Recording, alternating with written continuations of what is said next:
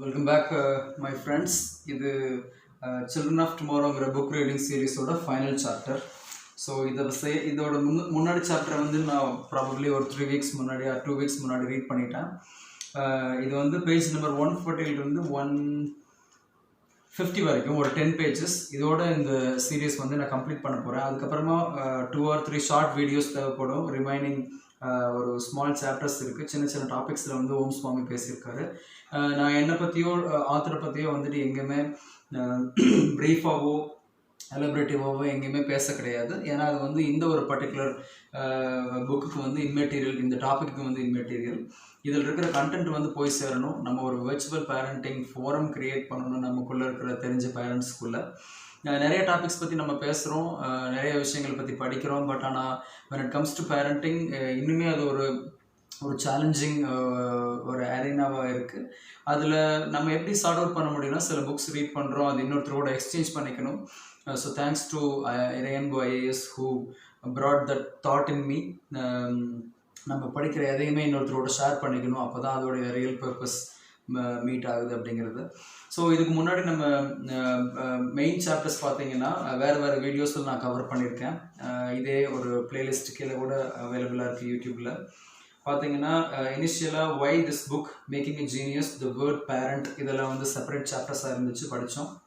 அதுக்கப்புறம் இந்த ஹோல் புக்கையும் வந்து 3 ப்ராடர் சாப்டராக அவர் கன்ஸ்ட்ரக்ட் பண்ணியிருக்காரு. The first one being understand.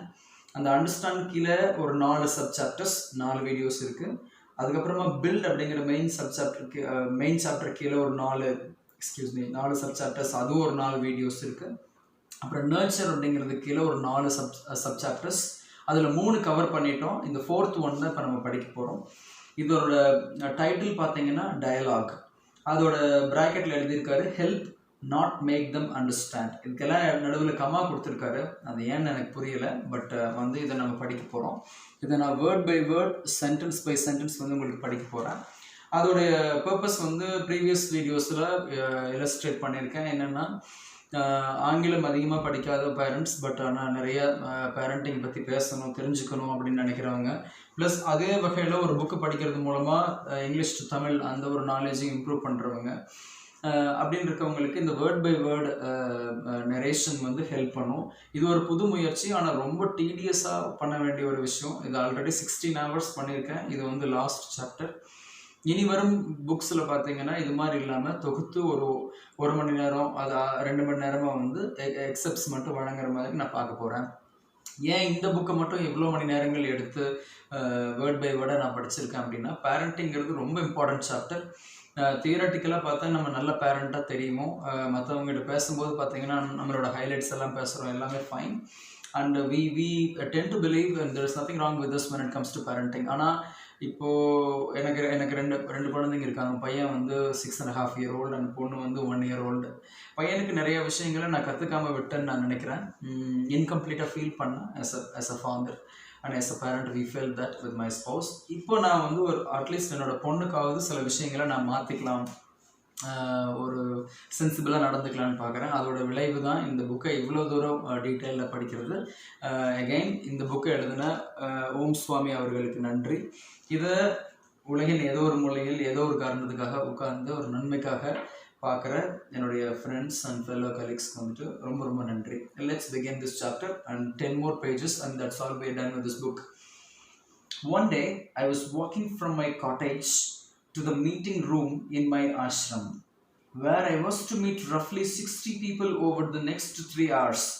இவர் நம்ம ஓம் சுவாமி ஆத்தர், அவருடைய காட்டேஜில் இருந்துட்டு to the meeting room, ashram இருக்குது பாருங்கள், அங்கே இருக்கிற மீட்டிங் ரூமுக்கு வந்துட்டு ஒரு 60 மக்களை 3 மணி நேரத்துக்குள்ளே மீட் பண்ணணும், அந்த ஸ்பேனுக்குள்ளே மீட் பண்ணணும். அந்த 60 பேரை மீட் பண்ணுறதுக்கு போயிருக்காரு.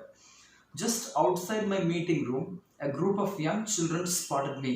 அவருடைய எந்த மீட்டிங் ரூம் இருக்கோ அதுக்கு முன்னாடி வந்து ஒரு குழந்தைங்கள் கூட்டம் வந்து இவரை பார்க்குறாங்க. They were all between the ages of 14 and 19. அவங்களுக்கு எல்லாத்துக்குமே 14 to 19 வயசுக்குள்ளே தான் இருக்கும். Excuse me. Swamiji, one of them said, Swamiji, we need to talk to you. உங்ககிட்ட பேசணும் சுவாமிஜின்னு சொல்கிறாங்க ஒருத்தர். Is everything okay? I asked out of concern. நான் ஒரு ஏதோ ஒரு விஷயம் இருக்குது அப்படிங்கிற ஒரு எண்ணத்தில் அவங்கக்கிட்ட எல்லாமே கரெக்டாக தானே போய்கிட்டு இருக்கு அப்படின்னு குழந்தைங்கிட்ட கேட்குறேன். For a moment, I thought maybe there was an emergency of some kind, or they needed to apprise me of something that they could not speak to me in public about. நான் வந்து வேற ஏதோ ஒரு விஷயம் வந்து அவங்க சிக்கலில் இருக்காங்க, வேற பக்கம் வந்து என்னை வச்சு பேச முடியாது, பப்ளிக்லி எல்லாரும் முன்னாடி பேச முடியாது, இப்போ தனியாக கூப்பிட்டு பேச நினைக்கிறாங்க இந்த குழந்தைங்க அப்படின்னு நான் ஆரம்பத்தில் நினச்சேன். Yes, one of the girls said, but we must speak to you.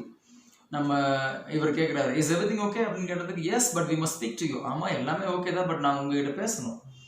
But I already met each one of you yesterday. I pointed to the long queue of people I was to meet as per my schedule. இவருக்கு வந்துட்டு already 60 பேரை meet பண்ண வேண்டியது இருக்குது 3 மணி நேரத்துக்குள்ள.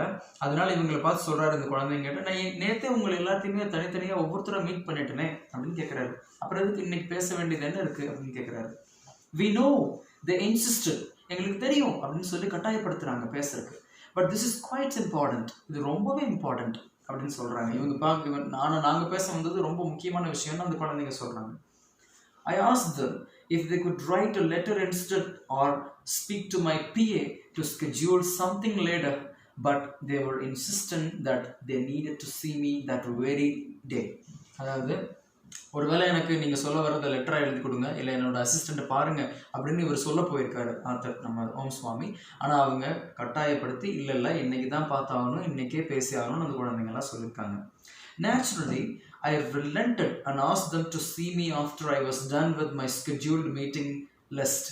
அவர் வந்து நான் இப்போ பார்க்க வேண்டாம், நான் யாரெல்லாம் மீட் பண்ணமோ அதுக்கப்புறமா வந்து மீட் பண்ணிக்கலான்னு சொல்கிறவர் தான் அவர். My meetings stretched by a half an hour and my lunch was already late. அவரோட மீட்டிங் இப்போ எல்லாம் அந்த 3 மணி நேரம் வந்து எல்லாத்துக்கூடையும் பார்க்கணும், 60 பேர் அது பார்த்துட்டாரு, அந்த அரை மணி நேரம் அதிகமாகிடுச்சு. ஸோ 3.5 மணி நேரம். இப்போ ஆல்ரெடி அவர் லஞ்சு லேட் ஆயிடுச்சு. But I knew these adorable kids would not let me go without speaking to them, and since I gave them my word, I knew I had to see them. I thought, கண்டிப்பாக இவருக்கு தெரியும் இந்த நல்ல குழந்தைங்க வந்து இவர் பார்க்காம போகவே மாட்டாங்க. அது இல்லாமல் இவர் வார்த்தை கொடுத்துட்டாரு, இவரோட மீட்டிங் எல்லாம் முடிஞ்சு நான் பார்க்க போகிறேன் அப்படின்னு சொல்லிட்டு.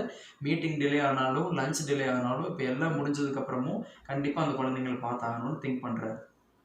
I knew I had to see them, I thought. I called them in. இப்போ அவர் உள்ளே கூப்பிட்றாரு அவங்கள. 2 boys and 3 girls. மொத்தமாக 5 பேர் இருக்காங்க, 2 பசங்க 3 பொண்ணுங்க. Our parents put so much pressure on us, one of the girls said. ஒரு பொண்ணு சொல்கிறாங்க, எங்கள் அப்பா அம்மா எங்களை ரொம்ப அழுத்துறாங்க. We want to help other children who go into depression, start taking drugs or become suicidal.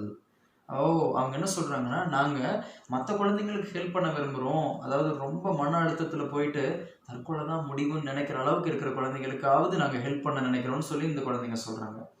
That's a great idea, I said. இப்போ இவர் சொல்கிறாரு, நல்ல ஐடியா தான் நீங்கள் சொல்கிறது.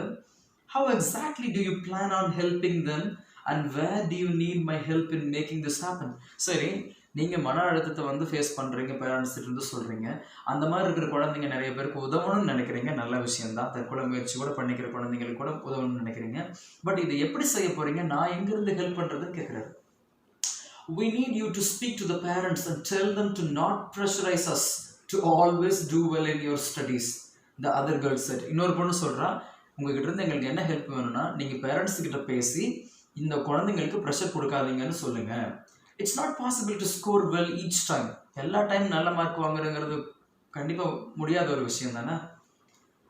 Perhaps you can write a post. One of the boys pitched in. அவன் இன்னொரு பையன் வந்து ஐடியா கொடுக்குறான். ஸோ மொத்தமாக 2 பசங்க 3 பொண்ணுங்க, இதில் 2 பொண்ணுங்க பேசிட்டாங்க. இப்போ ஒரு பையன் சொல்கிறான், நீங்கள் ஒரு வேளை லெட்டர் எழுதி போடலாமே எங்கள் பேரண்ட்ஸுக்கு. They need to know that children cannot take this pressure. அவங்களுக்கு தெரியணும் பெற்றவங்களுக்கு குழந்தைங்க இந்த ப்ரெஷரை எடுத்துக்க முடியாது அப்படின்ட்டு. I empathized. ஒரு அனுதாபத்தில், அப்படியா அப்படின்னு தலையாட்டுறாரு. It's a sad situation. As it is, studies are so boring. I know. On top of that, pressure from parents doesn't help either. அவர் என்ன சொல்கிறாருன்னா, குழந்தைங்கிட்ட ஆல்ரெடி ஸ்டடீஸுங்கிறது ரொம்ப போரிங்கான விஷயம், இதில் பேரண்ட்ஸ்கிட்ட இருந்தும் ப்ரெஷர் வந்துருச்சுன்னா நீங்கள் எப்படி தாங்குவீங்க அப்படின்னு அவரே சொல்கிறார். அவங்க கூட அவங்களுடைய பிரச்சனையோட அனுதாபத்தை ஷேர் பண்ணிக்கிறார். Exactly, another boy concurred. இவர் அப்படி சொன்னோன்னு இன்னொரு பையன், கண்டிப்பாக நீங்கள் சொல்கிறது கரெக்டு தான் அப்படிங்கிறார் சுவாமிஜியை பார்த்து. His eyes lit up as he said, I wish they also spoke like you. இப்போ இவர் சுவாமிஜி வந்துட்டு ஸ்டடீஸுங்கிறது போரிங் தான், இதுக்கு மேலே பேரண்ட்ஸ் ப்ரெஷரும் உங்களுக்கு கஷ்டமாக தான் இருக்குன்னு சொன்னதொடனே இன்னொரு பையன் சொல்கிறான், நீங்கள் சொல்கிறது எங்களுக்கு ஒத்து வருது, எங்கள் பேரண்ட்ஸும் உங்களை மாதிரியே புரிஞ்சுக்கிட்டாங்கன்னா நல்லாயிருக்கும் அப்படிங்கிறான். இவர் சொல்கிறாரு, why do you think they pressurize you to study hard? I asked them. ஏன் உங்களை வந்து நல்லா படிக்க சொல்லி ரொம்ப ப்ரெஷர் கொடுக்குறாங்க, என்ன நினைக்கிறீங்க? No idea, they all said. கண்டிப்பாக எங்களுக்கு தெரியாது, ஏன் அப்படி பண்ணுறாங்கன்னு எங்களுக்கு தெரியல. Maybe it's good for us, but it certainly doesn't feel good. We have no freedom. அவங்க சொல்கிறாங்க, ஒருவேளை எங்கள் பேரண்ட்ஸ் இது நல்லதுக்கு எங்கள் நல்லதுக்கு நினைக்கலாம், ஆனால் இது கண்டிப்பாக எங்களுக்கு எந்த சுதந்திரமும் தரல, அப்போ இது எப்படி நல்லதாக இருக்க முடியும்? Do you play any sport? இவர் கேட்குறாரு, நீங்கள் ஏதாவது விளையாட்டு விளையாடுவீங்களா அப்படின்னு கேட்குறாரு. No, they replied in unison. எல்லாரும் ஒருமித்த குரலில் சொல்கிறாங்க, நோ, நாங்கள் யாரும் எந்த ஸ்போர்ட்ஸும் விளையாடுறது இல்லைன்ட்டு. Are you good at anything else like painting, dancing, music or any art form? நீங்கள் வேற ஏதாவது விஷயத்தில் வந்து ஸ்பெஷலைஸ்டாக இருக்கீங்களான்னு கேட்குறாரு. No, the two boys said. The girls said they wrote poetry. பசங்கள்லாம் சொல்கிறாங்க, இல்லை எங்களுக்கு இதை விட்ட எங்களுக்கு வேறு எதுவும் தெரியாது. பெண்கள் மட்டும் என்ன சொல்கிறாங்கன்னா, எங்களுக்கு கவிதைகள் எழுத தெரியும் அப்படிங்கிறாங்க. Any one of you studying at an elite college? நீங்கள் யாராவது ரொம்ப பிரமாதமான பெரிய காலேஜில் படிக்கிறீங்களா, ப்ரெஸ்டீஜியஸ் காலேஜ்லன்னு கேட்குறாரு. No, அவங்க இல்லைங்கிறாங்க. I suppose each one of you has a phone, maybe a computer, tablet or a laptop too. அவர் சொல்கிறாரு, நான் நினைக்கிறேன் நீ உங்ககிட்ட எல்லாத்துக்கிட்டையுமே ஃபோனு, கம்ப்யூட்டர், லேப்டாப்பு, டேப்லெட் எல்லாமே இருக்குமே அப்படிங்கிறாரு. Yes, we all do. ஆமாம், எல்லாத்துக்கிட்டையுமே இருக்குது அப்படிங்கிறாங்க. And how long do you think your parents should be funding your education or other expenses? I asked them smilingly. நம்ம முன்னாடி சாப்டர்ஸில் வர்ற மாதிரி let them earn அப்படின்னு சொல்லியிருந்தாருல, அதுக்கு சம்மந்தமான ஒரு கேள்வி இங்கே கேட்க வர்றாருன்னு நினைக்கிறேன். அவர் கேட்குறாரு அதுக்கப்புறமா, சரி எவ்வளோ காலத்துக்கு உங்களோட எஜுகேஷனுக்கு அவங்க பணம் செலவு பண்ணணும்னு நினைக்கிறீங்க? till at last we are out of collegeன்னு சொல்கிறாங்க, அதாவது எங்கள் காலேஜ் முடிய வரைக்கும் அப்படிங்கிறாங்க. fair enough, I said, and what after that? அவர் சொல்கிறாரு, ஓகே கரெக்டாக தான் சொல்கிறீங்க, சரி அதுக்கப்புறம் அப்படிங்கிறாங்க. they told me that of course they would take care of their life and expenses themselves. அவங்க என்ன சொல்லியிருக்காங்கன்னா, நம்ம சுவாமிஜி கிட்ட, அவர் தான் ஆத்தர், என்ன சொல்லியிருக்காங்கன்னா, அதுக்கப்புறம் எக்ஸ்கியூஸ் மீ, அவங்க வாழ்க்கையும் அவங்களுடைய செலவினங்களையும் அவங்களே பார்த்துக்குவாங்க அப்படின்னு சொல்லியிருக்காங்க. When I asked them what their life entailed, they told me that they would have a nice home, a car or two. Sometimes they would go away for vacations without their parents breathing down their necks. சரி, அவர் கேட்குறாரு, சரி அதுக்கப்புறம் உங்களை நீங்களே பார்த்துக்குவீங்க உங்கள் வாழ்க்கை அப்படிங்கிறீங்க, அப்படி என்னதான் வாழ்க்கை அது அப்படின்னு கேட்குறாரு. ஒரு நல்ல வீடு, ஒரு கார் இல்லைன்னா 2 கார், இல்லை நினச்ச டைம் ஹாலிடேஸ் போகணும், அப்பா அம்மா யாரும் அதை பற்றி செக் பண்ணக்கூடாது, கேட்கக்கூடாது, பெருசாக கண்ட்ரோல் பண்ணக்கூடாது அப்படின்னு சொல்லியிருக்காங்க. They were clear about the kind of gadgets they would have and the life they wanted to lead and how eventually have their own families. அவங்க கிளியராகவே இருக்காங்க, என்னென்னலாம் வந்து பொருட்கள் வேணும், என்னென்னலாம் எலக்ட்ரானிக் குட்ஸ் அவங்களுக்கு வேணும், என்ன மாதிரி லைஃப் அமைச்சிக்கணும், அவங்க ஓன் ஃபேமிலி எப்படி இருக்கணும் அப்படிங்கிற ஒரு விஷுவலைசேஷனில் வந்து ரொம்ப கிளாரிட்டி இருக்கிற மாதிரி தான் அந்த குழந்தைங்க பேசியிருக்காங்க. They promised me that they would be much better parents, ones who would give their children more freedom. அவங்க இன்னொன்று சொல்லியிருக்காங்க, அவங்க பேரண்ட்ஸ் ஆகும்போது ரொம்ப நல்லவங்களாக நடந்துக்குவாங்க, நல்ல சுதந்திரம், குழந்தைகளுக்கு நிறைய சுதந்திரம் கொடுக்குற பேரண்ட்ஸாக நடந்துக்குவாங்கன்னு இவர்கிட்ட சொல்லியிருக்காங்க. I had realized right at the beginning of the conversation that I would have to play the Socrates. அவர் வந்து இந்த பேச்சு ஆரம்பிக்கும் போதே ஆரம்பத்திலேயே முடிவு பண்ணிட்டார் நம்ம ஓம் சுவாமி. அவர் சாக்ரட்டிஸ் என்ன பண்ணுவாரோ அதை தான் அவர் சாக்ரட்டிஸோட ரோல் இங்கே ப்ளே பண்ணணும்னு பார்க்குறாரு. சாக்ரட்டிஸ் நல்ல பெரிய ஃபிலாசபர் நமக்கு தெரியும், அந்த ரோல் இங்கே ப்ளே பண்ணணும்னு பார்த்துருக்காரு. No, not by taking on the role of a wise philosopher, but as a mere facilitator of a thought process. நான் நினச்சது கொஞ்சம் கான்ட்ரரி, அதாவது தத்துவவாதியாக அவங்களுக்கு நடுவில் பேச உட்காந்து குழந்தைங்களோட இங்கே பேசாமல் அவங்களுக்குள்ள ஜஸ்ட் கோஆர்டினேட் பண்ணுற ஒரு எளிதில், அதாவது ஃபெசிலிட்டேட்டர் அப்படிங்கும்போது ஒரு விஷயம் அவங்களுக்கு புரியணும், இவர் சொல்ல வரணும், அதை எளிதாக எப்படி நடத்தி காட்ட முடியுங்கிற ஒரு நடுநிலையாளர், ஒரு நெறியாளர்னு வச்சுக்கலாம். அப்படி மட்டும் நடந்துக்கணும்னு பார்த்துருக்காரு. எந்த அட்வைஸ் கொடுக்குறதோ, எந்த தத்துவ ரீதியாக எதுவும் அவங்களுக்கு பாடம் புகட்டுறதோ எல்லாம் பண்ணாமல் அவங்கள எனேபிள் பண்ணுற ஒரு நெறியாளராக இருக்கணும்னு சொல்லி பார்த்துருக்காரு. Socrates was famous for answering a question with another question. Wow, இது எனக்கு ரொம்ப பிடிச்ச விஷயம். I would highlight that. ஏன்னா நிறைய இடங்கள்ல நான் என்னோட ப்ரொஃபஷனில் என் கலீக்ஸ்க்கும் என் ஜூனியர்ஸுக்கு சொல்கிறது தான், if you don't like someone saying something, just ask them a question. Don't get irritated, don't get annoyed, and don't become unhappy. அது மாதிரி இங்கே வந்து ஒரு கேள்விக்கு இன்னொரு கேள்வியை பதிலாக சொல்கிறது தான் சாக்ரட்டிஸோட வேலை. பொதுவான அவர் ரொம்ப ஃபேமஸ் ஆனது அந்த விஷயத்துக்கு. Making the other person think about what they're saying. அது எதுக்குன்னா, இப்போ கேள்வி கேட்ட எதிர்முனையில் இருக்கிற ஒரு நபர் அவர் உண்மையிலுமே எதற்கு அந்த கேள்வி கேட்டாருன்னு அவரையே சிந்திக்க வைக்கிறதுக்காக நீங்கள் கேட்கணும் கேள்வி. அந்த வேலையை தான் இங்கே குழந்தைங்கிட்ட இவர் பண்ணிட்டு இருந்தார். Similarly, அது போலவே I just had to help them think through their expectations and assumptions.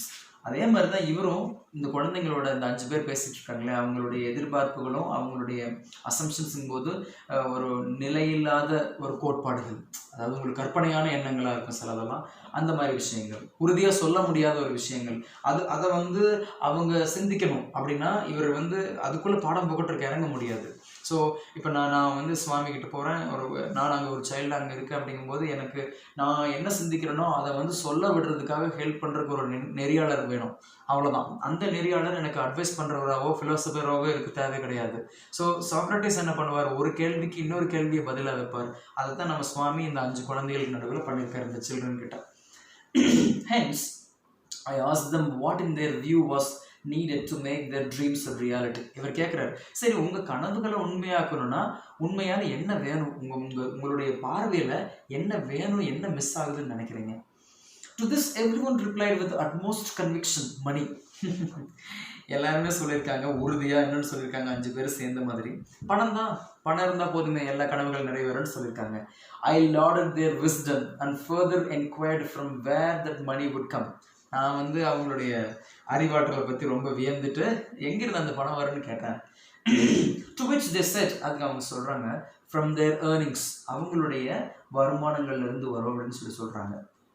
They would of course work great jobs that paid them enough so that they could realize their dreams. அவங்க சொல்கிறாங்க, நாங்கள் அருமையான வேலைகளுக்கு போவோம், அதுலேருந்து வர்ற பணத்தை வச்சு எங்கள் கனவுகளை நிறைவேற்றிக்குவோம்னு சொல்கிறாங்க. I reminded them that since none of them was currently studying at or preparing to graduate from the likes of IITs or IIMs, so how would they find a suitable job and what in their opinion the job would pay them? முன்னாடி ஒரு கேள்வி கேட்டிருந்தார்கள், அதை வச்சு சொல்கிறாரு. சரி, அருமையான வேலைக்கு போய் நல்ல மணி சம்பாதிக்கணும்னு சொல்கிறீங்க, நீங்கள் ஒன்றும் பெரிய காலேஜில் ஐஐடி ஐஐஎம் மாதிரி ஒரு ரொம்ப பெரிய காலேஜஸில் எதுவும் படிக்கவே கிடையாது. அப்போ என்ன மாதிரி ஒரு சரியான வேலைக்கு போயிட்டு உங்கள் கனவுகளை நிறைவேற்றிக்க முடியும், பெரிய கனவுகளை பெரிய அமௌண்ட் வச்சு எப்படி நிறைவேற்றிக்க முடியும்னு கேட்குறாரு. நியாயம்தான். They did not have much information, but they posited that they would find a job because they would get a college degree and therefore the salary would easily cover their expenses. அவங்க வந்து திரும்ப உறுதியாக என்ன சொல்கிறாங்கன்னா, anyway எங்களுடைய college degree எங்களுக்கு ஒரு நல்ல ஜாப் வாங்கி தரும், அந்த ஜாபை வச்சுட்டு நல்லா ஏர்ன் பண்ணுவோம், அதை வச்சு எங்கள் ட்ரீமை ரியலைஸ் பண்ணுவோம்னு சொல்கிறாங்க. இப்போ கேட்குறாரு, how much do you think is needed per month to survive in a big city? ஒரு பெரிய நகரத்தில் வாழ்கிறதுக்கு ஒரு மாதத்துக்கு எவ்வளோ செலவாகுன்னு நினைக்கிறீங்கன்னு கேட்குறாரு. Between 8 to 10,000 rupees per month, a boy said. ஒரு பையன் சொல்கிறான், 8,000 10,000 வரைக்கும் செலவாகுமா? I think around 15,000 is more realistic, the other boy said. இன்னொரு பையன் சொல்கிறான், ஒரு 15,000 இருந்தால் போதும், ரியலிஸ்டிக், அது வந்து போதுமானதாக இருக்குமே. No, another girl chimed in. இன்னொரு பொண்ணு, இல்லை அப்படி இல்லை, அட்லீஸ்ட் ₹25,000 is required. இன்னொருத்தர் சொல்கிறாங்க, இன்னொரு பொண்ணு உள்ள வந்து சொல்கிறான், இல்லை 25,000 வேணுமே அப்படின்னு, குறைந்தபட்சம். When I asked them what would be the monthly rent, since they would have to take that into consideration, they guessed ₹10,000 per month. அவங்களுக்கு கேட்குறாரு, சரி 25,000 போதுங்கிற ஒரு செலவாகும்னு சொல்கிறீங்க ஒரு மாதத்தில் ஒரு பிக் சிட்டியில், ₹10,000 ரெண்ட்டுக்கு அப்படின்னு வச்சுட்டா, they guessed, அதாவது ரெண்ட்டை வந்து கன்சிடர் பண்ண சொல்கிறாரு, எவ்வளோ ரெண்ட் பே பண்ணுவீங்கன்னு. அவங்க 10,000 சொல்லி கெஸ் பண்ணிட்டாங்க. I informed them that with that much money per month in a big city, one usually just about got a room in a shared accommodation. அவர் சொல்கிறாரு, நம்ம ஆத்தர் சொல்கிறாரு, 10,000 வச்சுட்டு ஒரு பெரிய நகரத்தில் ஷேரிங் அக்காமடேஷன், பகிர்ந்து தங்கக்கூடிய அறைகளில் மட்டும்தான் உங்களுக்கு இடம் கிடைக்கும் அப்படின்னு சொல்கிறாரு. We thought through other expenses like electricity, mobile phone bills, some entertainment, buying clothes, shopping, groceries, commuting expenses and so on. இதே மாதிரி மற்ற எல்லா செலவுகளையும் அவர் வந்து அந்த குழந்தைங்க அந்த 5 பேர்த்திட்டையும் கேட்குறாரு. எலக்ட்ரிசிட்டிக்கு எவ்வளோ ஆகும், ஃபோனுக்கு எவ்வளோ ஆகும், பொழுதுபோக்கு அம்சங்கள், படம் பார்க்குறது, இல்லை துணிமணிகள் வாங்குறது, கிராசரிஸ், மளிகை, கம்யூட்டிங், ட்ராவல்கான எக்ஸ்பென்சஸ், இது ஒவ்வொன்றை பற்றியும் கேட்குறாரு. எவ்வளோ ஆகும்னு அவங்களுக்கு கெஸ் பண்ண விட்டு ஒரு அமௌண்ட் அவங்க வாயிலிருந்தே வாங்கியிருக்காரு. The amount required to sustain even an average lifestyle came to rupees 50,000. ஒரு சராசரியான வாழ்க்கை பெரிய நகரத்தில் மாறணும் அப்படின்னா மாதத்துக்கு குறைந்தபட்சம் 50,000 ரூபா செலவாகுதுன்னு சொல்லி கணக்கு முடிச்சிருக்கு இவங்கெல்லாம் எண்ட் ஆஃப் கான்வர்சேஷனில். That was assuming that they did not have to buy a car. இது எப்போ அவங்களுக்கு வந்து கார் தேவையில்லைங்கும் போது அவங்க கார் வாங்கலை அப்படிங்கிற சினாரியோவில், ஏர் கண்டிஷனர் எக்ஸெட்ரா ஏசியும் தேவையில்லை அப்படிங்கும்போது, and would all be provided by the parents. இது அவங்க பேரண்ட்ஸ் வந்து காரையும் ஏசியும் வாங்கி கொடுத்துட்டா மீதி இருக்கிற எல்லா செலவுகளுக்குமே மாதம் 50,000 ரூபா ஆயிரும். They would just have to maintain whatever they received. And how much do you think you will get per month once you are out of college?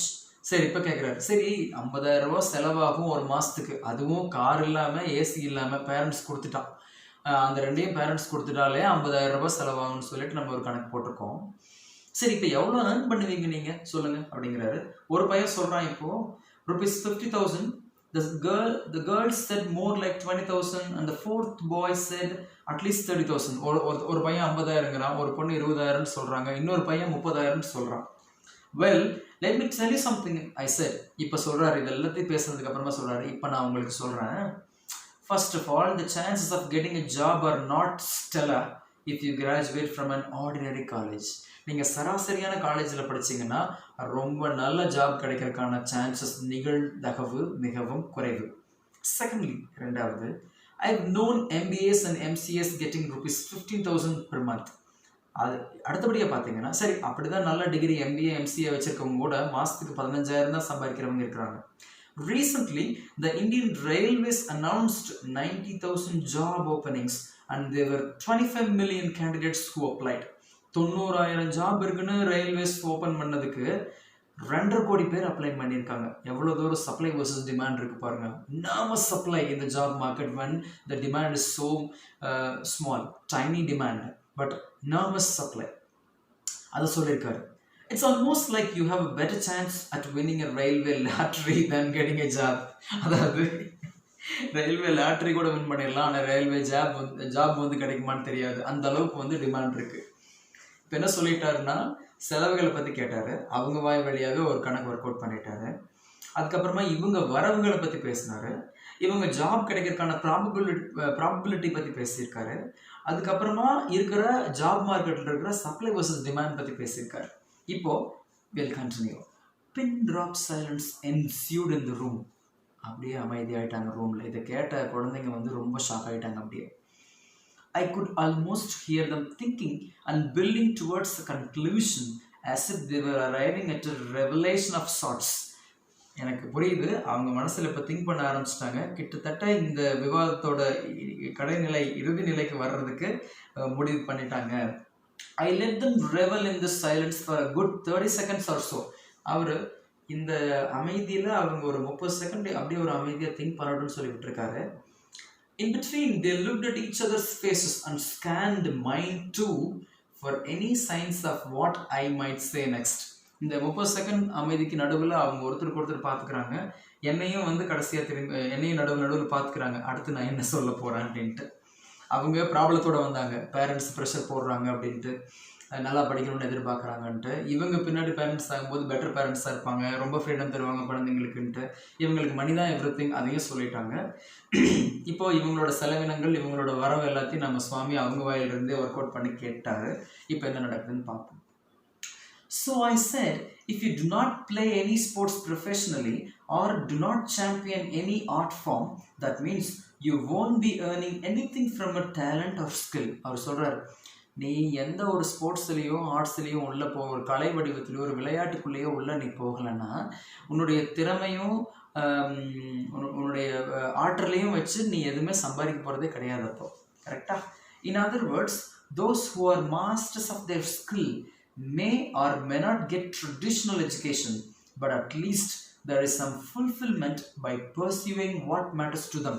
அதாவது இப்போ சில பேர் வந்து விளையாட்டுலேயோ கலையிலையோ ஆர்வம் இருக்கிறவங்க நல்ல வேலையே கிடைக்கலன்னா கூட அவங்க லைஃப்பில் மனநிறைவு பெறுறதுக்காக சில விஷயங்கள் பண்ணி சந்தோஷப்பட்டுக்குவாங்க. அந்த விளையாட்டை விளையாண்டோ, அந்த கலை வடிவத்தை ஒரு பெயிண்டிங்னா ஒரு பெயிண்டர்னா நல்ல பெயிண்டிங் கலெக்ஷன்ஸை கொண்டு வந்து அவர் அதுலேயே டைம் போட்டு அதாவது ப்ராபப்ளி மார்க்கெட் பண்ணி செல் பண்ணி எக்ஸட்ரா எக்ஸட்ரா வாட் எவர் அவருக்கு ஒரு ஃபுல்ஃபில்மெண்ட் ஒரு மன நிறைவு வந்து வாழ்க்கையில் இருக்கும். அதாவது இந்த டேலண்ட்டும் ஸ்கில்லும் இந்த ஸ்போர்ட்டும் ஆர்ட்டுங்கிற டேலண்ட் அண்ட் ஸ்கில் இல்லாதவங்களுக்கு இருக்கிற மன நிறைவு இவங்களுக்கு இருக்கும்.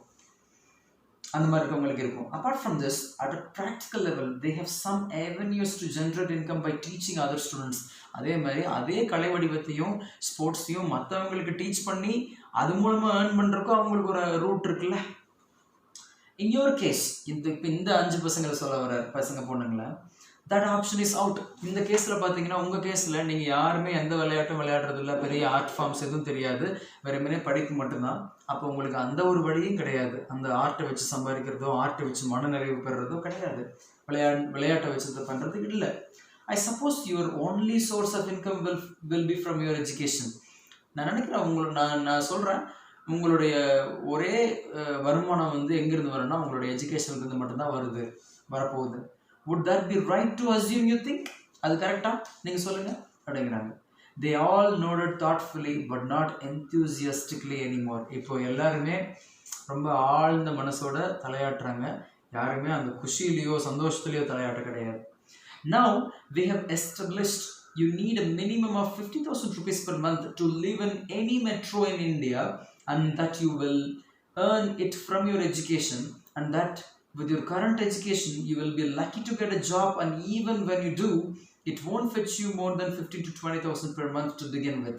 How do you suppose to be progress from here? இப்போ கேட்குறாரு, இந்தியாவில் எந்த ஒரு பெரிய நகரத்தில் இருந்தாலும் உங்களுக்கு 50,000 ரூபாய் செலவாகும்னு சொல்லிட்டு நம்ம இப்போ பேசிட்டோம், கண்டுபிடிச்சிட்டோம் பேச்சுக்கள் மூலமாக. அதே மாதிரி உங்களுக்கு பணம் சம்பாதிக்கிறது உங்கள் எஜுகேஷன், உங்கள் கல்வி மட்டும்தான், வேறு எந்த ஒரு திறமையோ கலை வடிவமோ விளையாட்டோ கிடையாதுன்னு தெரிஞ்சிருச்சு. அதே நேரத்தில் வேலை கிடைக்கிறதுக்கான ப்ராபபிலிட்டியும் வந்து ரொம்ப குறைவு, இல்லை அப்படி கிடைச்சாலும் கிடைக்கிற அமௌண்ட் வந்துட்டு 15,000 to 20,000 தான் கிடைக்கும்னு தெரிஞ்சிருச்சு. இப்போ எப்படி அந்த 50,000 பெர் மந்த் செலவினங்களை சமாளிக்க போகிறோம், இங்கேருந்து எப்படி நம்ம ப்ரோக்ரஸ் ஆக போகிறோம் அப்படின்னு கேட்குறாரு. they kept quiet for some time before one of the boys said. அவங்க அமைதியாக இருந்தாங்க. இப்போ ஒரு பையன் சொல்கிறான், but Steve Jobs and Bill Gates dropped out of college. Steve ஜாப்ஸும் பில் கேட்ஸும் காலேஜ்லேருந்து ஒழுங்காக கண்டினியூ பண்ணாமல் டிஸ்கன்டினியூ ஆகி தான் வெளியே வந்து சாதிச்சாங்க அப்படி சொல்கிறான். குட் பாயிண்ட் ஐ செட். சரியாக தான் பேசுகிறேன். they did not drop out because they found college too hard. அவங்க காலேஜ் ரொம்ப கஷ்டமாக இருக்குன்னு சொல்லிட்டு காலேஜை விட்டு நின்றுக்கல. they did so because they were already doing something. அவங்க ஏற்கனவே ஒரு வேறு விஷயங்கள் பெரிய விஷயங்கள் பண்ணிட்டு இருந்ததுனால தான் வந்து காலேஜை ட்ராப் அவுட் பண்ணியிருக்காங்க, நின்னாங்க. அவங்க காலேஜ் வந்து டிஃபிகல்ட்டாக இருக்குதுன்னு சொல்லிட்டுலாம் வந்து ட்ராப் பண்ண கிடையாது அப்படி சொல்கிறாரு. the expansion and commercialization of their passion in computers. 2 பேரும் எதுக்காக ஸ்டாப் பண்ணாங்க, காலேஜை விட்டு ட்ராப் பண்ணாங்க நமக்கு தெரியும், வேர்ல்டுக்கே தெரியும். அவங்களுடைய கம்ப்யூட்டர் மேலே இருந்த தீராத அந்த தாகம், அது மேலே இருந்த ஆர்வத்தினால தான் வந்து காலேஜை விட்டு ட்ராப் அவுட் ஆனாங்க. After dropping out they did not sit around in pubs nor did they play video games all night. அவங்க ட்ராப் அவுட் ஆனதுக்கப்புறமா நைட்டு ஃபுல்லாக பப்பில் உட்காந்து ட்ரிங்க் பண்ணிவிட்டு எதையோ அரட்டை அடிச்சிட்டோ வீடியோ கேம்ஸ் விளையாண்டுக்கிட்டோ சுத்த கிடையாது. they did not just hang out with their friends, they worked hard, very hard. அவங்க வந்து ஃப்ரெண்ட்ஸோட வெளியே போகிறது மட்டும் இல்லை, ரொம்ப கஷ்டப்பட்டு உழைச்சாங்க, ரொம்பவே கஷ்டப்பட்டு உழைச்சாங்க. ஸ்டீவ் ஜாப்ஸ் பில் கேட்ஸ் பற்றி சொல்கிறாரு. Remember children, I continued. இப்போ அவர் சொல்கிறார், the amount of money you make in your life is directly proportional to how much value the world places in your offering. உங்கள்கிட்ட கிடைக்கிற அமௌண்ட் வந்து எதை பொறுத்து, உங்கள் கையில் வந்து சேர்ற பணம் எதை பொறுத்து அமையும் அப்படின்னா, நீ இந்த உலகத்துக்கு என்ன அளிக்கிற அப்படிங்கிறதுக்கு சன்மானமாக வந்து சேர்றது தான் உன்னுடைய கையில் இருக்கிற அமௌண்ட் ஆஃப் மணி. கொஞ்சம் இருந்துச்சுன்னா நீ கொஞ்சம் தான் இந்த உலகத்துக்கு அழிச்சிருக்க. சேவைன்னு சொல்ல வரல, பட் எந்த ஒரு திறமையோ சேவையோ வாட் எவர், அதே மாதிரி அதிகமாக இருந்துச்சுன்னா நீ அதிகமாக உலகத்துக்கு ஆஃபரிங் பண்ணியிருக்க, அதனால தான் அதிகமாக வருது. If you have something they need, a product, a skill of some kind, they will pay for you, they will pay you for it. அதாவது உங்கள்கிட்ட உலகத்துக்கு தேவையான இல்லை ஒரு எம்ப்ளாயரோ ஒரு ஜாபோ ஒரு பிஸ்னஸோ உலகத்துக்கு தேவையான ஏதோ ஒரு விஷயம் உங்ககிட்ட இருந்துச்சுன்னா அவங்க கண்டிப்பாக அதுக்கு பே பண்ண போகிறாங்க. அது ஒரு திறமையாக இருக்கலாம், உங்ககிட்ட இருக்கிற ஒரு ப்ராடக்டாக இருக்கலாம், whatever it is, you got to have something to offer. You need someone to pay you so you may pay your bills. கண்டிப்பாக உங்களுக்கு யாராவது மணி பே பண்ணணும். அது வந்து ஒரு குறிப்பிட்ட நபராக இருக்கலாம், ஒரு குறிப்பிட்ட கம்பெனியாக இருக்கலாம், ஒரு குறிப்பிட்ட எம்ப்ளாயராக இருக்கலாம், இல்லை தொகுப்பு ஒரு கன்சியூமர்ஸாக இருக்கலாம், வாட் எவர். எதுக்குன்னா உங்களுடைய செலவினங்களை நீங்கள் பார்த்துக்கிறதுக்கு. I never thought like that the boy said. ஒருத்தன் பையன் சொல்கிறான், நான் இந்த மாதிரி நினச்சதே கிடையாது. Now let's come to the end of the discussion. I said, சரி இப்போ இந்த விவாதத்தை நம்ம முடிச்சுக்கோமே அப்படின்னு அவர் சொல்கிறாரு. நம்ம சுவாமி சொல்கிறாரு, your parents already know all that I have shared with you. உங்கள் பெற்றோருக்கு நான் என்னென்னலாம் உங்களுக்கு சொல்லணும் இது அத்தனையாக உங்களுக்கு தெரியும். Chances are they may even have told you this many a time in the past. அதே மாதிரி அவங்க உங்ககிட்ட நிறைய டைம் இதை பற்றி முன்னாடியே பேசியிருக்கலாம், இதுக்கு முன்னாடியே. No Swamiji, one girl cut in hurriedly while the others nodded. அப்போ சுவாமிஜிகிட்ட அந்த பொண்ணு சொல்கிறான், இல்லை அவங்க யாரும் எங்ககிட்ட இப்படிலாம் பேசுனதே கிடையாது அப்படின்னு சொன்னோடனே மற்றவங்க எல்லாம் ஆமாம் யாருமே பேசுனது இல்லைன்னு தலையாட்டுறாங்க. There is a huge difference in how you have told us and how they did. அவங்க சொல்கிறாங்க, பெரிய வித்தியாசம் இருக்குது நீங்கள் சொன்னதுக்கும் எங்கள் பேரண்ட்ஸ் எங்ககிட்ட பேசுறதுக்கும். They don't just tell or ask, they start lecturing. அவங்க வந்து எங்ககிட்ட கேட்குறதோ சொல்கிறதோ கிடையாது, லெக்சரிங். எக்கச்சக்கமான அட்வைசஸ் கொடுத்து விளக்கங்கள் கொடுக்க ஆரம்பிச்சிடுறாங்க ஸ்ட்ரைட்டாகவே. எங்ககிட்ட நான் என்ன நினைக்கிறோம்னு கேட்காமையோ, இல்லை இந்த மாதிரி நீங்கள் சரியான கேள்விகளை கேட்டு எங்ககிட்ட கேள்விகள் கேட்டு அதை டிரைவ் பண்ணீங்க, அது மாதிரி இல்லாமல் நேரடியாக வந்து புராணங்கள் பாடி விவாதங்கள் ஆரம்பிச்சிடுறாங்க. They are just looking for any opportunity to do that. My room is not clean, a big lecture. N room சரியா இல்லை, உடனே பெரிய லெக்சர் கொடுத்துட்றாங்க. அந்த அப்சசிவ் லெக்சர் டிசார்டர்னு ப்ரீவியஸ் சாப்டர்ஸில் படிச்சிருந்தோம், ஓஎல்டி அப்படின்னு சொல்லிட்டு. பேரண்ட்ஸ் வந்து நிறையா லெக்சர் பண்ணுறது, எதுக்கு எடுத்தாலும் லெக்சர் பண்ணுறதுன்ட்டு இப்போ அங்கே தான் வருதுன்னு நினைக்கிறேன். My room is not clean, உடனே பிக் லெக்சர். என் ரூம் க்ளீனாக இல்லை, பெரிய லெக்சர். ஐ எம் வாட்சிங் டிவி, a பிக் லெக்சர். நான் டிவி பார்த்துட்டு இருப்பேன், ஆனால் அதுக்கு வந்து பெரிய lecture. I wake up late, a big lecture. நான் வந்து லேட்டாக எழுந்திருக்கிறேன், அதுக்கு ஒரு பெரிய lecture. I don't go to bed on time. They see me on phone talking to a friend. நான் பெட்டுக்கு சரியாக டைம் போகிறதில்ல, ஒரு ஃப்ரெண்டுக்கிட்ட ஃபோனில் பேசிகிட்டு இருக்கேன். they never lose an opportunity to rub something in. அவங்க எங்கெங்கெல்லாம் வாய்ப்பு கிடைக்குதோ எங்கள் பேரண்ட்ஸ், எங்கள் 5 பேரோட பேரண்ட்ஸ், அப்போ எல்லா இடத்துலையும் எங்களுக்கு வந்துட்டு இந்த புராணங்களை வந்து புராணங்கள்னு சொல்லக்கூடாது, இந்த ஓதிக்கிட்டே இருந்திருக்காங்க. அதாவது நீ இப்படி இருந்தால் அப்படி இருக்க மாட்டேன், அப்படி இருந்தால் உருப்பட மாட்டேன், இங்கே இருந்தால் அப்படி இருக்க மாட்டேன், நீ அப்படி இருக்கணும், இங்கே இருக்கணும். அந்த திட்டுக்கள், அந்த அட்வைஸ்கள், ஓவர் அட்வைசஸ், அந்த லெக்சர்ஸ், விளக்கங்கள், ஏகப்பட்ட அதீத விளக்கங்கள்னு சொல்லலாம். தூய தமிழாக இருக்குன்னு பார்த்தேன், அதுதான். And Swamiji, one of the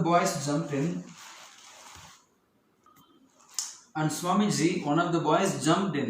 Every day they tell me how I have everything so easy in my life.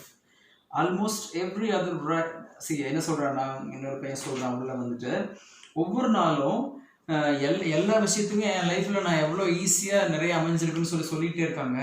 Almost every other night at dinner I have to hear about how they had it very hard when they were growing up. அவன் ஒரு பையன் சொல்கிறான், ஒவ்வொரு நைட்லேயும் ஒவ்வொரு டின்னர்லேயும் வந்துட்டு அவங்க வாழ்க்கை எவ்வளோ கஷ்டமாக இருந்துச்சு, எனக்கு எல்லாமே இப்படி ஈஸியாக அமைச்சு கொடுத்துருக்காங்கன்னு சொல்லிக்கிட்டே இருக்காங்க எப்பயுமே. their parents used to beat them. அவங்க பேரண்ட்ஸ் அவங்கள வந்து அடித்து வளர்த்துருக்காங்க.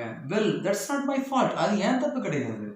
Plus it's not like my father is Maryada Purushottam Shriram or my mother soft as Sita. அதே மாதிரி என் அப்பா வந்து ராமரும் எங்கள் அம்மா வந்து சீதையே கிடையாது. You should see when they are fighting, which is just about every other day. நீங்கள் பார்க்கணும், அவங்க எப்போ போகிற ஃபைட் பண்ணிகிட்டே இருக்கிறத கூட நீங்கள் பார்க்கணும். அவங்க நார்மல் பேரண்ட்ஸ் தானே, அவங்கள அடித்து வளர்த்துருக்காங்கன்னா அதுக்காக எங்ககிட்ட ஏன் லெக்சர் கொடுத்துட்டே இருக்கணும், அவங்க லைஃப் கஷ்டமாக இருந்துச்சு எங்களுக்கு எல்லாம் ஈஸியாக இருக்குன்னு சொல்லிகிட்டே இருக்கணும்னு சொல்லி ஒரு பையன் சொல்கிறான். That's so true. The other boy said. இப்போ இன்னொரு பையன் சொல்கிறான், ஆமாம் கண்டிப்பாக இவன் சொல்கிறது உண்மை. If I share with them a friend's achievement, I get a big lecture to be like him or her to follow them. என்னன்னா இன்னொரு பையன் சொல்கிறான், இப்போ என் ஃப்ரெண்டு ஏதாவது சாதனை பண்ணான்னு சொல்லிட்டு எங்கள் அப்பா அம்மா கிட்ட போய் நான் சொன்னேன்னா உடனே அந்த அதீத விளக்கங்களை வந்து கொடுக்க ஆரம்பிச்சிடுறாங்க. நீ அப்படி இல்லை, அவன் அப்படி இருக்கான் பாரு, இப்படி இருக்கான் பாருன்ட்டு. இப்போ I bring up how one of my friends is bunking school, smoking cigarettes or failing their classes, I get another big lecture telling me I am not careful in choosing my friends. அதே மாதிரி ஒரு பக்கம் achieve பண்ண ஃப்ரெண்ட்ஸை பற்றி சொல்ல வந்தா நீ ஏன் பண்ணலன்னு திட்டு. இதே இதே வந்து மோசமாக இருக்கிறான் ஒரு ஃப்ரெண்ட்ஸு சரக்கு அடிக்கிறான் தம் அடிக்கிறான் அப்படின்னு சொல்லிட்டு அதை பற்றி பேச வந்தா நீ உன் ஃப்ரெண்ட்ஸு சரியாக சூஸ் பண்ணலைன்னா அதுக்கு ஒரு பெரிய லெக்சர் திட்டு. I just can't have any moment of peace. சந்தோஷம் அமைதிங்கிறதே எனக்கு இல்லை வீட்டில். I was really pressed for time and I was hungry too as I was already late for my lunch by more than an hour. இப்போ நம்ம சுவாமிஜி வந்துட்டு already லஞ்சுக்கு late ஆயிடுச்சு, இப்போ டைம் ஆயிடுச்சு, இருக்கு ரொம்ப hungry. But I thought it was important to hear them out. ஆனால் அவர் நினச்சிருக்காரு இல்லை இந்த பசங்க பேசுறது கண்டிப்பாக கேட்கணும், இவங்க என்ன சொல்கிறாங்கன்னு கண்டிப்பாக கேட்கணும்னு சொல்லிட்டு அவங்களுக்கு அட்டென்ஷன் கொடுத்துருக்காரு. What would you do differently if you were in your parents' shoes? I asked. இவர் கேட்குறாரு, சரி நீங்கள் உங்கள் பேரண்ட்ஸோட நிலைமையில இருந்தீங்கன்னா நீங்கள் என்ன வித்தியாசமாக பண்ணுவீங்கன்னு சொல்லி கேட்குறாரு. இந்த பசங்களே திரும்பி கேட்குறாரு. அகெயின் questioning mode, லைக் சாக்ரட்டிஸோட அதே ஃபார்முலா தான். We certainly won't lecture our kids. They said almost in unison. எல்லாருமே சொல்கிறாங்க, கண்டிப்பாக எங்கள் குழந்தைங்களுக்கு ஓவர் விளக்கங்களும் திட்டுக்களும் கொடுக்க மாட்டோம் அப்படின்னு சொல்கிறாங்க. Now, shall I share a method with you so you won't get a lecture from your parents? Wow. அவர் சொல்கிறாரு, நான் உங்களுக்கு ஒரு ஹெல்ப் பண்ணட்டுமா, உங்களுக்கு ஒரு மெத்தட் தர்றேன், அதை யூஸ் பண்ணிங்கன்னா உங்கள் பேரண்ட்ஸ் உங்களை வந்து திட்டவே மாட்டாங்க, லெக்சர் தர மாட்டாங்க. When I was a child, சொல்கிறாரு, I continued, I used to ask my parents what was important for them. நான் குழந்தையாக இருக்கும்போது நான் போய் என் குழந்தைங்க அப்பா அம்மா கிட்ட கேட்பேன். நம்ம சுவாமிஜி அவர் ஸ்டோரி சொல்கிறாரு, உங்களுக்கு என்ன முக்கியம், good grades and some other house rules I was told. அவங்க சொல்லியிருக்காங்க நல்ல மார்க் வாங்க, வீட்டில் இப்படி நடந்திருக்கோம் அப்படி நடந்திருக்கோம் அவங்க சொல்லியிருக்காங்க அப்பா அம்மா. I promise them that I would get them a good report card and follow house rules 5 days in a week, provided that they did not interfere with my day or what I wanted to do in it. இவர் சொல்லியிருக்காரு, நீங்கள் நான் நல்ல mark வாங்கணும்னு சொல்கிறீங்க, வீட்டில் இருக்கிற ரூல்ஸை ஃபாலோ பண்ண சொல்கிறீங்க, கண்டிப்பாக நான் ஃபாலோ பண்ணுறேன், 5 நாள் நான் ஃபாலோ பண்ணுறேன். ஒரு கண்டிஷன், நீங்கள் நான் ஒரு நாள் ஃபுல்லாக என்ன பண்ணுறேங்கிறதுக்குள்ளே தலையிடக்கூடாது, நான் எதுக்கு செலவிடுறேன் ஒரு நாளை வீட்டுக்குள்ளே அப்படிங்கிறதுக்குள்ளே வந்து நீங்கள் தலையிடக்கூடாது. At least once or twice a week I should be allowed to break some rules, and the day I got lower grades at school I would be happy to surrender my way of life and study and live the way they wanted me to live. அதே மாதிரி அவர் இன்னொன்று கிளாஸையும் சொல்லியிருக்காரு, terms and கண்டிஷன்ஸில் நம்ம ஓம் சுவாமி அவங்க அப்பா அம்மா கிட்ட. அதே மாதிரி ஒரு வாரத்துக்கு அட்லீஸ்ட் 1 தடவை 2 தடவையாவது நான் ரூலை பிரேக் பண்ணுறதுக்கு நீங்கள் அலோவ் பண்ணணும். அதே மாதிரி ஒரு லோ கிரேட் ஒருவேளை ரொம்ப மோசமான மார்க் எடுத்துட்டுனா அதுக்கப்புறம் நீங்கள் சொல்கிறது தான் நான் கேட்பேன், உங்கள் வழியில் தான் நான் படிப்பேன், நான் தலையிடாதீங்கன்னு சொல்கிறேன் பார்த்தீங்களா, அதுக்கப்புறம் அந்த மாதிரி கண்டிஷன்ஸ் எல்லாம் கிடையாது, நீங்கள் தலையிடலாம். Believe me, I was barely in grade 5 in school when I negotiated that. இவர் grade 5 5th standard தான் படிச்சுட்டு இருந்திருக்காரு அப்பா அம்மா கூட இது பேசும்போது. இந்த விஷயத்தை அவர் நெகோஷியேட் பண்ணியிருக்காரு அப்பா அம்மா கூட. அப்பா அம்மா என்ன சொல்லியிருக்காங்க, நல்ல மார்க்ஸ் வாங்க, வீட்டில் ஒழுங்காக ரூல்ஸை ஃபாலோ பண்ணுன்னு சொல்லியிருக்காங்க. இவரே போய் கேட்டிருக்காரு என்ன உங்களுக்கு இம்பார்ட்டன்ட்னு கேட்கும்போது. அப்போ இவர் என்ன சொல்லியிருக்காரு திரும்ப, சரி ஃபைன் நல்ல மார்க் நான் வாங்கி காட்டுறேன், வீட்லேயே ஒழுங்காக ஃபாலோ பண்ணுறேன், ஆனால் அதுக்கு சில கண்டிஷன்ஸ், நான் வீட்டில் என்னென்ன பண்ணிட்டு இருக்கேன்னு ஒவ்வொரு நேரம் என்னை செக் பண்ணிவிட்டு இன்டர்ஃபியர் பண்ணக்கூடாது, தலையிட்டுட்டே இருக்கக்கூடாது, மூக்கை நுழைச்சிக்கிட்டே இருக்கக்கூடாது, என் விருப்பத்துக்கு நான் செலவிட்டு வீட்டு ரூல்ஸை ஃபாலோ பண்ணுவேன். 2வது நல்ல மார்க்கும் எடுப்பேன். இப்போது இது 2 நடக்கலைன்னா அதுக்கு ஒரு விஷயம் சொல்கிறாரு, ஒருவேளை நான் நல்ல கிரேடு வாங்கலைன்னா நீங்கள் சொல்கிற மாதிரி விஷயம், நீங்கள் சொல்கிற மெத்தட்லேயே நான் பண்ணிக்கிறேன் வீட்டில் அப்படிங்கிறார். அதே நேரத்தில் வாரத்துக்கு 1 or 2 times வந்துட்டு நான் ரூலை வந்து பிரேக் பண்ணுறதுக்கு எனக்கு அனுமதி கொடுக்கணும்னு கேட்டிருக்காரு. இதை 5வது படிக்கும்போதே கேட்டிருக்காரு. I lived up to my side of the bargain and scored consistently well and naturally. If they did not have complaints for me, they had no real reason to lecture me. இப்போ நான் நல்ல marks வாங்கினேன், நல்லா படித்தேன், என்னை பற்றி எந்த கம்ப்ளைண்ட்டும் இல்லைன்னா அவங்க லெக்சர் பண்ண வேண்டிய சூழ்நிலையை உருவாகலையே அந்த இடத்துல. This way they were happy that I was being a good boy at school and I was happy because I could pursue things I liked. இப்போ நான் ஸ்கூலில் நல்ல பையனாக இருக்கிறதுனால அவங்க ஹாப்பியாக இருந்தாங்க, இப்போ அவங்க ஹாப்பியாக இருக்கிறதுனால என்னால் என்னென்ன பண்ண முடிஞ்சதோ அதெல்லாம் நான் பண்ணிக்கிட்டு இருந்தேன், என்னென்னலாம் சாதிக்கணுமோ அதெல்லாம் நான் சாதிச்சுட்டு இருந்தேன். இன் அதர் வேர்ட்ஸ், மறு வார்த்தைகள் எப்படி சொல்லணும்னா லேர்ன் டு நெகோஷியேட். அருமையான விஷயம். நெக்ஸ்ட் புக்கில் ஆல்ரெடி நான் படிச்சுட்டு இருக்க புக்கு அதுதான், getting to yes art of negotiation தான். லேர்ன் டு நெகோஷியேட், அதாவது நீங்கள் வின் பேரண்ட்ஸ் லூஸ், இல்லை பேரண்ட்ஸ் வின் பண்ணணும் நீங்கள் லூஸ் பண்ணணும், அது மாதிரி இல்லாமல் ரெண்டு பக்கம் வின் வின் வர்ற மாதிரி ஒரு இணக்கம் கொண்டு வர்ற பேச்சுவார்த்தையை நீங்கள் நடத்தி ஆகணும். இணங்கி வருகிற அந்த ரெண்டு பக்கம் மியூச்சுவலாக முடிவெடுக்கக்கூடிய பேச்சுவார்த்தைகளை நடத்தணும். Learn to negotiate. என்ன வேணும், அதுக்கு என்னென்ன விஷயங்கள் நீங்கள் பண்ணுவீங்க, அவங்க பண்ணுங்கிறத பேச பழகுங்க பேரண்ட்ஸோட. Don't think that just because they are your parents they are to does everything you want in your life. அவங்க உங்கள் பேரண்ட்ஸ் அப்படிங்கிறதுக்காக உங்களுக்கு என்னென்ன வேணுமோ அத்தனையும் அவங்க தான் பண்ணுங்கிறதெல்லாம் காரணம் கிடையாது வாழ்க்கையில். You tell me, if you do not study or score well at school, how else are they supposed to say it to you? நீங்கள் நல்லா படிக்கல, நல்லா ஸ்கோர் பண்ணலைன்னா எப்படி தான் உங்களுக்கு சொல்லுவாங்க? நீங்களே சொல்லுங்கள். Swamiji, one of them said, I am sure I can speak on behalf of everyone here, but for the first time in my life, I actually want to study. நான் இங்கே இருக்கிற எல்லாத்துக்காக சார்பிலையும் பேசுகிறேன். மொதல் டைம் வாழ்க்கையில் நான் நினைக்கிறேன் நல்லா படிக்கணும்னு நான் நினைக்கிறேன். I realize that if I do not do well in studies, I won't come anywhere close to realizing those dreams. இப்போ நான் புரிஞ்சுக்கிட்டேன், நான் படிக்கிறது நல்லா படிக்கலை, நான் எஜுகேஷன் டைமில் நல்லா படிக்கலை அப்படின்னா கண்டிப்பாக நான் நினச்ச எந்த ட்ரீம்ஸையும் நான் அடைய முடியாதுங்கிறத நான் உணர்ந்துட்டேன். Please no, I said. சரி, ஒன்று புரிஞ்சுக்கோங்க. I am saying that you have got to do well in something. அவர் என்ன சொல்கிறார், நான் திரும்ப சொல்கிறேன், நான் என்ன சொல்ல வரேன்னா, நீங்கள் ஏதோ ஒன்றில் சிறப்பாக செய்யணும். Whether that studies, sports, arts, some skill or talent, there has got to be something you master so you may live the life of your dreams. நீங்கள் படிக்கிறதுல பெரிய ஆளாக வரலாம், நல்ல ஒரு ஸ்போர்ட்ஸில் பெரிய ஆளாக வரலாம், ஒரு கலை வடிவத்தில் பெரிய ஆளாக வரலாம், எந்த ஒரு திறமையோ ஆற்றலோ ஏதோ ஒன்றில் பெரிய ஆளாக வாங்க, உங்களுடைய கனவுகளை நீங்கள் அது மூலமாக நிறைவேற்றிக்கலாம் அப்படின்னு சொல்லி சுவாமிஜி சொல்கிறார். And it's not that if you are not good at anything, you will die of starvation. அதுக்காக நீங்கள் எதுலேயுமே பெஸ்ட்டாக இல்லைங்கிறதுக்காக பசி பஞ்சத்தில் அழிஞ்சு நீங்கள் செத்துற போகிறதெல்லாம் கிடையாது. It's just that life will be a very ordinary affair for you. அதாவது எதுலேயுமே நீங்கள் பெஸ்ட்டாக சிறந்த வகையில் உங்களுடைய திறமையை வளர்த்துக்கலைன்னா வாழ்க்கை வந்து ரொம்ப சாதாரணமான ஒரு விஷயமா போயிடும். அதாவது ரொம்ப ஒரு என்ன சொல்கிறது, ஒரு உப்பு சப்பு இல்லாத விஷயமா போயிடும் அப்படிங்கிறது. The rising price of milk or a rupee increase in the price of petrol, the reality of life will hurt you on a daily basis. அப்படி எந்த விஷயத்துலையுமே உங்கள் திறமையை வளர்த்துக்காமல் உப்பு சப்பு இல்லாத வாழ்க்கையை டீல் பண்ணிட்டு இருந்தீங்கன்னா என்ன ஆகும்? the rising price of milk or a increase in the price of petrol, the reality of life will hurt you. அதுதான் வந்து பிரச்சனை. நீங்கள் ஒவ்வொரு இந்த நம்ம சோகால் இன்ஃப்ளேஷன், அந்த நம்ம எக்ஸசிவ் கன்சம்ஷன்னால வர்ற ப்ரைஸ் அந்த சப்ளை வர்சஸ் டிமாண்ட், அந்த ஈக்குவேஷன் மாறுறதுனால வர்ற சில டேண்ட்ரம்ஸ், இதெல்லாம் ஹேண்டில் பண்ணணும் லைஃப்பில். அப்படின்னா நீங்கள் ஏதோ ஒரு விஷயத்தில் சிறப்பாக இருக்கணும். அந்த சிறப்பாக இருக்கிற விஷயம் உங்களுக்கு ஒரு இன்கம், ஒரு வருமானத்தை தரணும். இல்லைன்னா உப்பு சப்பு இல்லாமல் வாழ்க்கையில் தினசரி நடக்கிற போராட்டங்கள்லேயே வாழ்க்கை கழிஞ்சிட்ருக்கும். Seeing how receptive they were, I shared my thoughts on how they could better structure their time to make the most of their lives.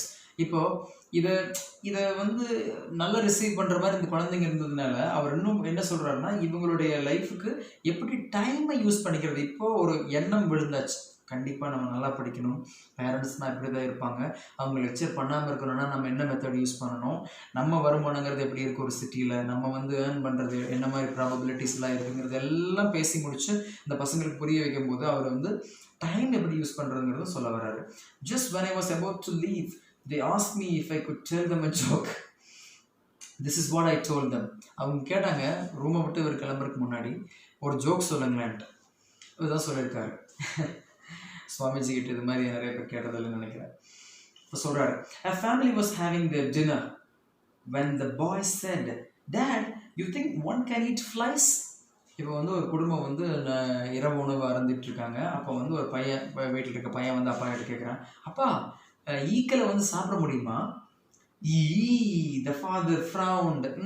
No, yuckyங்கிறாரு. Don't talk of such gross things while we are having dinner. Eat yours quietly. அந்த மாதிரி ஒரு மோசமான அசிங்கமான விஷயங்களை பற்றிலாம் பேசாத, சாப்பிடும்போது அமைதியை சாப்பிடு உன்னோட சாப்பாடு. The boy just shrugged and went back to eating his meal. நடாது அப்படின்னு சொல்லிட்டு கடுப்பாயிட்டு பையன் வந்து சாப்பிட்ற வேலையை ஆரம்பிச்சிட்டான் திரும்ப.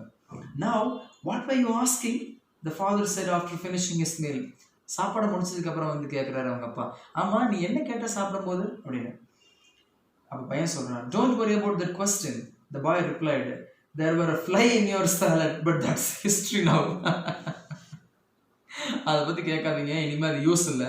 ஏன் அப்படிங்கிறார், நீங்கள் சாப்பிடும்போது உங்களோட சாப்பாட்டில் ஒரு ஈ இருந்துச்சு, இப்போ அதை பற்றி பேசி பிரயோஜனம் இல்லை, அது கடந்த காலம். There is no doubt that these kids lent me a better listening ear because I was not their parent. சந்தேகமே இல்லை, இந்த குழந்தைங்க என்னை நல்லா கவனிச்சாங்க, ஐ மீன் நான் சொல்கிறத கவனிச்சிருக்காங்க, ஏன்னா நான் கண்டிப்பாக அவங்க பேரண்ட்ஸ் இல்லை அப்படிங்கிறதுனாலே. It's somewhat natural for parents, either out of attachment or concern or both.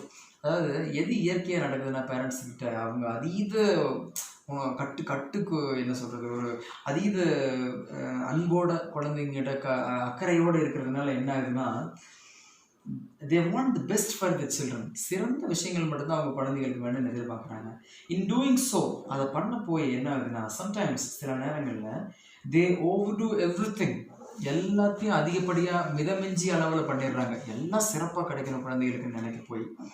நானும் அதே பேரண்ட் தான், அந்த மிஸ்டேக் பண்ணுற பேரண்ட் தான். Whether that's telling them to just make their bed or turn off their phone, there is a tendency in most parents to overstate things and use way more words than necessary.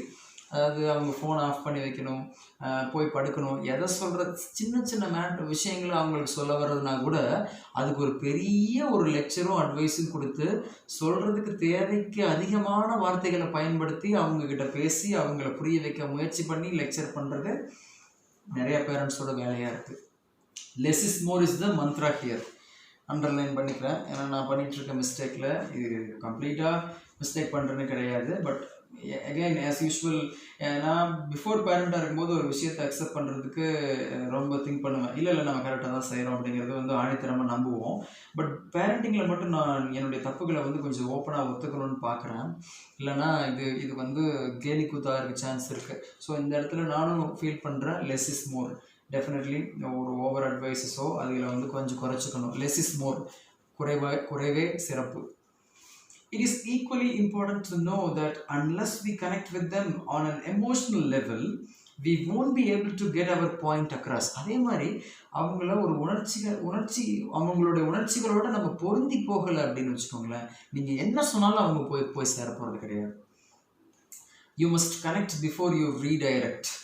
நீங்கள் அவங்க கூட ஒன்றிணைந்து பொருந்தி போகணும். எதுக்குன்னா அவங்க வந்து வேற வழியில் திரும்பி போகணும் அப்படின்னு அவங்க மேலே அந்த வழி செலுத்துறதுக்கு முன்னாடி அவங்க கூட நீங்கள் ஒன்றி போகணும். முதல்ல ஒன்றி போனதுக்கப்புறம் தான் அவங்கள நீங்கள் வழி மாற்றி நடத்தவே முடியும். நேரடியாக போய் வழி மாறி நடத்த முடியாது, இருக்கிற வழியிலேருந்து இன்னொரு வழிக்கு. முதல்ல அவங்க கூட ஒன்றி போகணும். அப்போ தான் நம்ம ஃப்ரெண்டு மாதிரி, ஒரு ஃப்ரெண்டுனா யார், ஒரு விஷயத்தில் ஒன்றி போனவர். அதுக்கப்புறம் அவர் சொன்னதை நம்ம கேட்குறோம், அவர் நம்ம ரீடைரக்ட் பண்ண முடியும், நம்மளை அட்வைஸ் பண்ண முடியும், மோல்டு பண்ண முடியும், இன்ஃப்ளூயன்ஸ் பண்ண முடியும். We become malleable. அது முன்னாடி அப்படி கிடையாது. ஒரு ஸ்ட்ரேஞ்சர்கிட்ட அந்த மாதிரி ஒரு ஃபீலிங் இருக்காது. ஸோ ஒரு பேரண்ட் என்ன பண்ணணும்னா, குழந்தைங்கிட்ட எமோஷனலி ஃபஸ்ட்டு அந்த கனெக்ஷனை கொண்டு வரணும். அப்புறம் தான் அவங்களே ரீடைரக்ட் பண்ண முடியும். டேனியல் ஸ்பில்ஸ்மேன், ரீட்ரெடிங் த ஃபைண்டிங்ஸ் ஆஃப் நியூரோசைன்ஸ், இந்த நம்ம நரம்பு சம்பந்தமான அறிவியல் இருக்கிற அதில் இருந்த கண்டுபிடிப்புகளை பற்றி டேனியல் ஸ்பில்ஸ்மேன்கிறவர் வந்து திரும்ப சொல்கிறார். என்னன்னா, that states that our left brain represents logic, rational, linearity, order, etc. நம்ம அந்த மேத்ஸ் வர்சஸ் ஆர்ட் அது பேசுவோமே யூஸ்வலாக. அதாவது லெஃப்ட் பிரைன் வந்து லாஜிக்கலாக, அதாவது சில பிரச்சனையை சால்வ் பண்ணுறதுக்கு, ஒரு விஷயங்களை வந்து வரிசையாக அடுக்கிறதுக்கு, ஒன்று வரிசையாக யோசிக்கிறதுக்கு, லாஜிக்கலாக யோசிக்கிறதுக்கு, ஒரு கணக்கை வந்து சால்வ் பண்ணுறதுக்கு லெஃப்ட் பிரைன் யூஸ் ஆகுது. Whereas the right side of the brain represents feelings, arts and more holistic approach. இதே வலது பக்கம் இருக்கிற மூளை பார்த்தீங்கன்னா கலை, நம்மளுடைய உணர்ச்சிகள், அதை வந்து இப்போ நடத்துகிற ஒரு பகுதியாக இருக்குது. He makes a persuasive case in the whole brain child that when they are angry, அவர் வந்து the whole brain child அப்படிங்கிற ஒரு கேஸ் ஸ்டடியில், அதாவது ரைட் லெஃப்ட் பிரைன் ரெண்டுக்குமே சரியாக இயங்க வேண்டிய ஒரு குழந்தையோட அதை பற்றி ஒரு கேஸ் ஸ்டடி, அது எப்படி இருக்கும் அப்படிங்கிற கேஸ் ஸ்டடியில் என்ன சொல்கிறாருன்னா, when they are angry, that's not the time to get their score card out and tell them what they are not doing right. அவங்க கோபமாக இருக்கும்போது எது சரியில்லை, ஒரு குழந்தை கோபமாக இருக்கும்போது ஒரு பேரண்ட் என்ன பண்ணக்கூடாதுன்னா, அவங்க ஸ்கோர் கார்டை பற்றி அவங்க என்ன மார்க் வாங்கியிருக்காங்கன்னு இழுத்து விட்டு அதை பற்றி பேசக்கூடாது. That's the time to connect with the right side of the brain. Left side of the பிரெயினில் கனெக்ட் பண்ணாமல் அவங்களோட ஃபீலிங்ஸோட கனெக்ட் பண்ணுமா இந்த டைமில். Logic does not connect with emotions. கண்டிப்பாக லாஜிக் வேறு, எமோஷன்ஸ் வேறு. வரைஞ்சி வச்ச மாதிரி மெட்ரிக்ஸ் யூஸ் பண்ணி அளவுகோல் போடுறது லாஜிக். வரைமுறை இல்லாமல் உணர்வுகளால் டீல் பண்ணுறது ஃபீலிங்ஸ். அதுதான் right side left side brain இருக்க டிஃப்ரென்ஸ். ஸோ இப்போ என்னென்னா மார்க் வாங்கலைங்கும் போது அந்த இடத்துல லாஜிக்கலாக பேசி நிறையா பண்ணாமல் அவங்களுக்கு அந்த எமோஷனல் சப்போர்ட் லெஃப்ட் சைடு பிரெயினோட ரைட் சைடு பிரெயினோட கனெக்ட் ஆகணும். நம்ம ஃபீலிங்ஸ் கனெக்ட் வித் ஃபீலிங்ஸ். இப்போ அவங்கள ஒரு ஃபீலிங் இருக்காங்க, அந்த நம்மளுடைய ஃபீலிங்ஸ் வந்து அவங்களோட கனெக்ட் பண்ணணும். Logic doesn't connect with feeling connects with feelings. And this brings me to an important point, compassion or empathy. இது என்ன முக்கியமான ஒரு பகுதி வந்து நம்ம அடையிறோம்னா, இரக்கம் அண்டு ஒரு இரக்கம்ங்கிறது தான் கம்பேஷன், கருணை. இரக்கம் அண்ட் கருணை பற்றி நம்ம பார்க்குறோம் இந்த இடத்துல. When I say feelings connect with feelings, I'm not suggesting that as a parent you cannot be firm with your children or that you are under constant pressure to accede to all their demands or that you always have to handle them with extreme care.